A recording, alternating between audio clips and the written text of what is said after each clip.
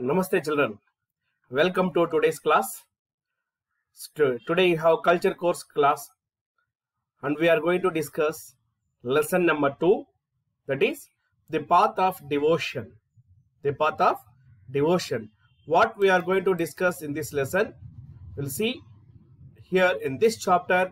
We are going to discuss on introduction of the chapter, on the Gita and its significance, description of the holy book, contribution of learned men to this holy scripture, context, conversation between Krishna and Arjuna in the battlefield, Sri Krishna preaching duty-mindedness, teachings of Gita.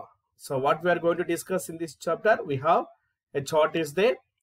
So we are going to discuss introduction of the chapter, the Gita and its significance, description of this holy book, contribution of learned men to holy scripture, context, conversation between Krishna and Arjuna in the battlefield, Sri Krishna preaching duty-mindedness, teachings from Gita.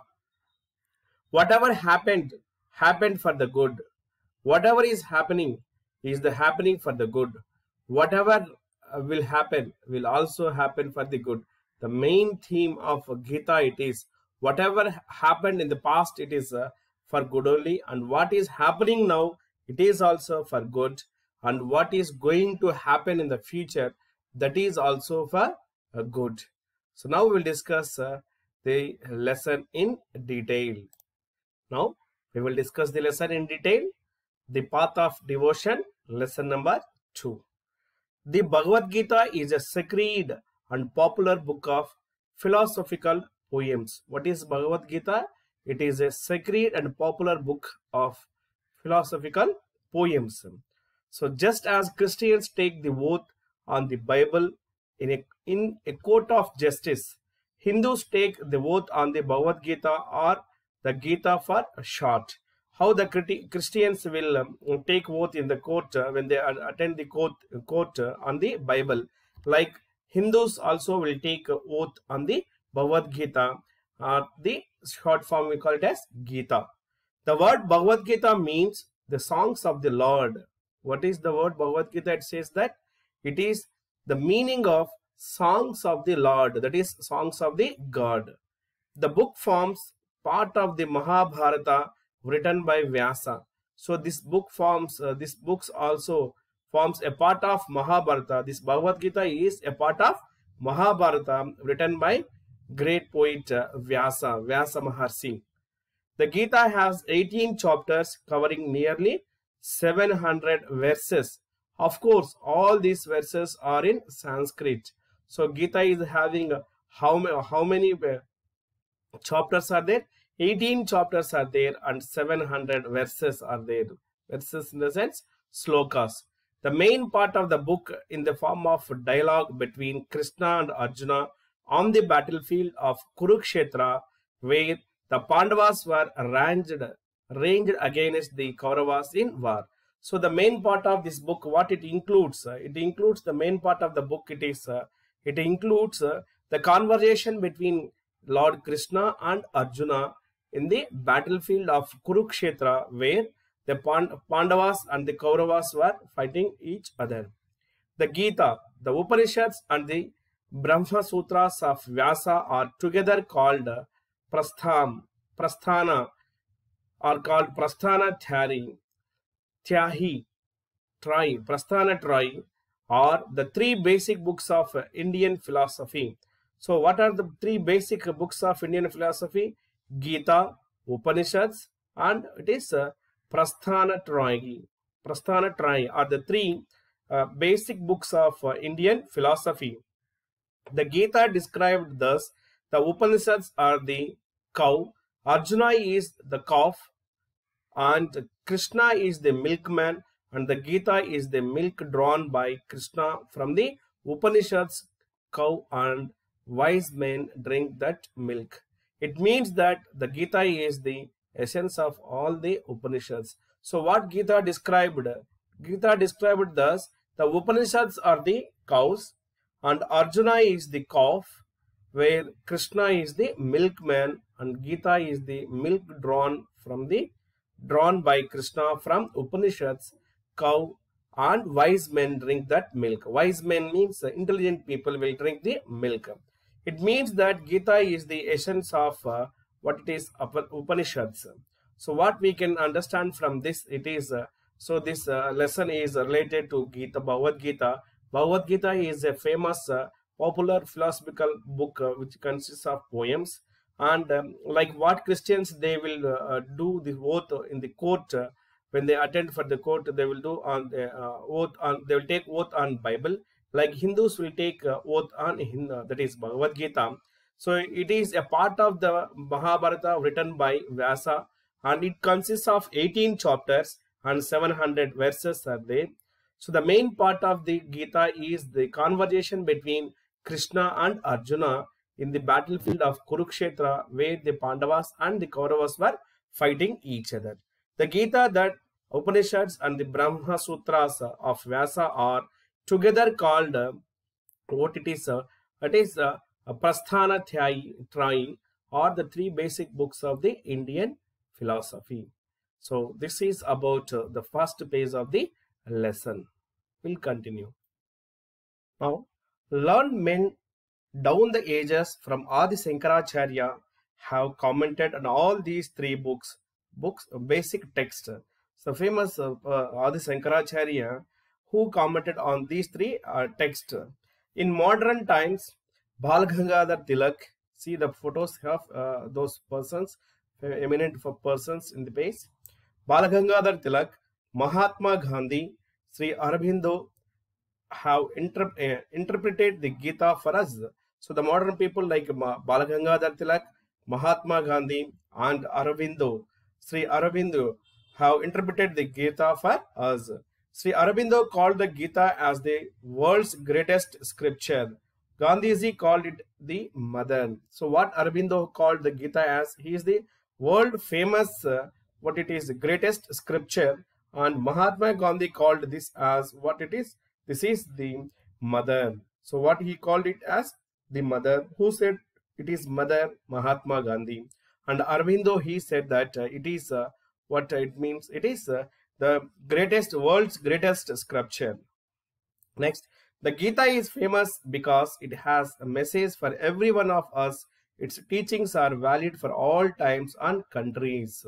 So it is a famous book. Why? Because it is famous because the message given for from this book is for every one of us and for all the countries and for all the times we follow these teachings.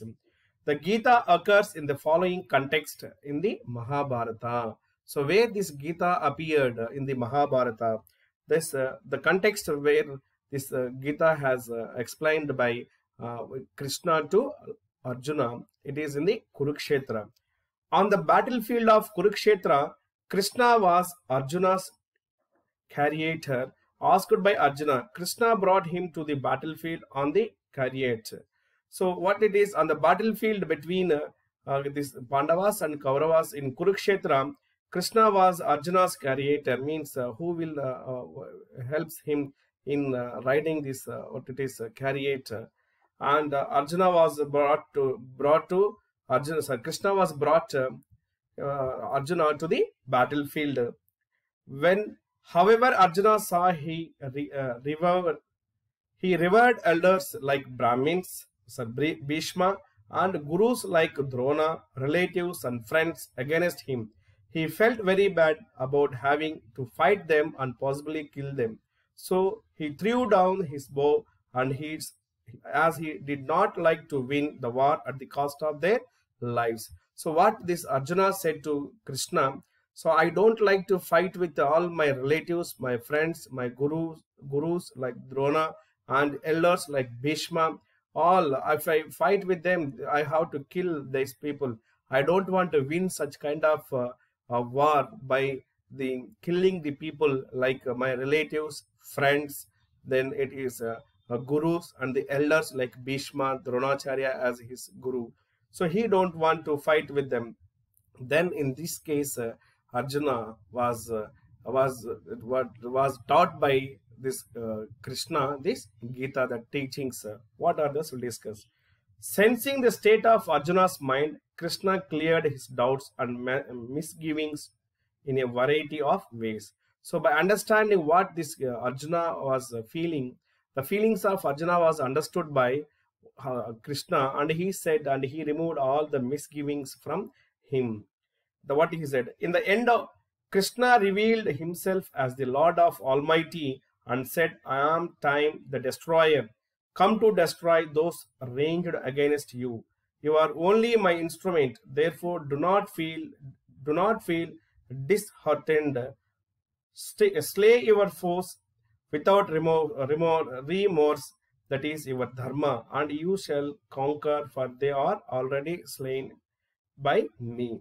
So at the end, what Krishna said to Arjuna, I am the Lord Almighty, and I said that I am the destroyer, and it is time to destroy those people. So that's why you should fight against them, and you are my instrument. You are my instrument.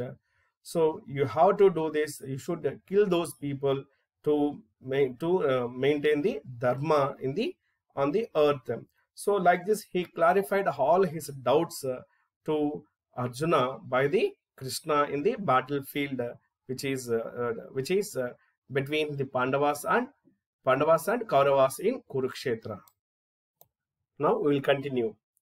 Arjuna, who saw Krishna's Vishwarupa or cosmic form, was frightened and begged him to reassume his human form.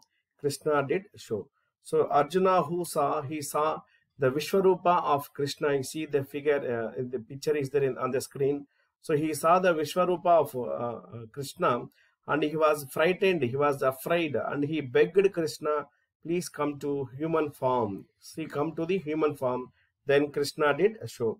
In the present lesson, you will read about what Krishna said to Arjuna on the easiest way of attaining him.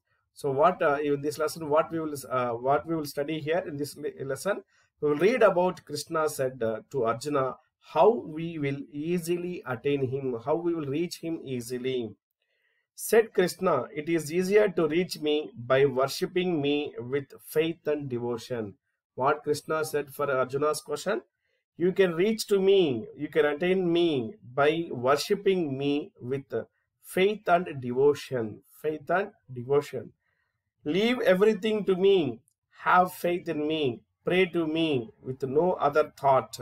I shall help such men to cross the ocean of life. So what Krishna said, you leave everything to me, you leave everything to me, have faith on me, pray to me with no other thought. I shall help you to cross the ocean of life. Always work for me and you will succeed. So you should work for him. We should work for Lord Krishna and we will succeed. If you cannot do so, take refuge in me, unmindful of the fruits of all the work. If you don't do like that, then you cannot expect the fruits of the work. So what Krishna said, you believe me, you pray me with faith and what it is a devotion. Believe me, I am there. I will help you to cross the ocean of the life. Like this he said, Krishna said to Arjuna, like this if you do, you can reach me easily. In the easy way you can reach me. Can you? What Krishna said? Knowledge is superior to practice. Meditation is superior to knowledge. Not minding the fruits of actions is superior to knowledge. For from such unmindfulness, peace comes. So knowledge is superior to practice, but meditation is superior to knowledge. See here, knowledge is more powerful for practice, but meditation is much more powerful, much more superior to the knowledge. Not minding the fruits of actions. What we did, you should not expect what for we are doing, but is superior to the knowledge. For from such unmindfulness, peace comes. I like that man who hates none, who is friendly to all, who is compassionate, who is free from egoism and vanity, who feels the same way both in happiness and sorrow, and who is forgiving. So what he likes, whom he likes, Krishna likes the persons who hates none. Who hates none, it means who loves everybody, who is ever, who is friendly to all, who is compassionate, who is free from egoism. We should not have the egoism. Those who do not have the egoism, and who feels the same way both in happiness and sadness or sorrow are same, I will forgive them. He will forgive such kind of people. My favorite devotee is he. My favorite devotee is he who is ever contented, self-restrained, firm in resolve, and who always thinks of me. My favorite devotee is who thinks about me always. Such devotees are my favorite devotees. He is dear to me, who is little disturbed by the world, who does not disturb the world, and who is equable in joy, anger, fear, and worry. In all the emotions, who shows equality, and who is a little disturbed by the world, who does not disturb the world. Such people, I like them. He is my dear devotee, who distress for nothing, who is pure, efficient, and impartial, free from distress of mind, and who abandons all initiative, who is efficient, who is impartial, and who is pure, who is free from all distresses. Such people are my favorite devotees. I like him best, who does not rejoice, does not hate, does not grieve, does not long for things, and who is unaffected both by the auspicious and inauspicious happenings, and who is devoted to me. I like him best, whom he like best, the people who are not rejoice, who does not hate, who does not grieve, and who does not long for things, and who is unaffected both by the auspicious and inauspicious happenings. They are my devotees. I like him most, who is well disposed both towards his friends and his enemies, who treats honor and dishonor alike, who reacts in the same way to cold and heat, joy and sorrow, and is thus free from attachment. I like the people who treats both cold and heat, joy and sorrow, who reacts in the same way, and who treats honor and dishonor are alike or same, who treats his friends and enemies together in the same similar way. Such people are my devotees. I like that man most who treats praise and blame in the same way, who is silent, contented with whatever comes his way, he is homeless, firm judgment and devoted. So I like the people who treats praise and blame in the same way, and who is silent and contented to do while something has happened to him also they will do. Such people I like them. Indeed, those men of faith who serve the dharmic law as enunciated by me and above, and have me as their goal, are very dear to me. So indeed, really those men of faith who serve the dharmic law, who helps in maintaining the dharma, such people I like them, and I will reach their goal when they follow the dharmic law. So finally, what we understand from this lesson is faith and devotion. What we understand from this lesson, it is Lord Krishna said that you believe me, you pray me with faith and devotion, and you do the things, whatever it happens, you take them as positive. Don't think about the past or ongoing or in the future. All are depending on me. I am the Almighty of the God. You are my creature. Like this he said, and to reach me in the simple way, what he said, we should treat friends and enemies in the similar way. We should feel honor and dishonor are same, and we should feel the same way to cold and heat, joy and sorrow. Such people he like more, and such people will come faster towards him in the future. Then these people will maintain the dharmic law. So this is about faith and devotion. The faith and devotion. We should have faith on the Lord Krishna, or whatever we feel, whomsoever we feel, we should have faith on those people. So this lesson is taken off from the Bhagavad Gita, which is a part of Mahabharata, and it contains 18 chapters and 700 verses. I think and I hope you understand this lesson. See the pictures which we kept there. Once you see, check these pictures. Okay, Vishwarupa of Krishna is there here in this page. Now you see here, you are what you believe in you. You are what you believe in. You became that which you believe you can become. So we should have faith and we will reach to our goal. So it is discussed in the Bhagavad Gita. I hope you understand, and thank you very much.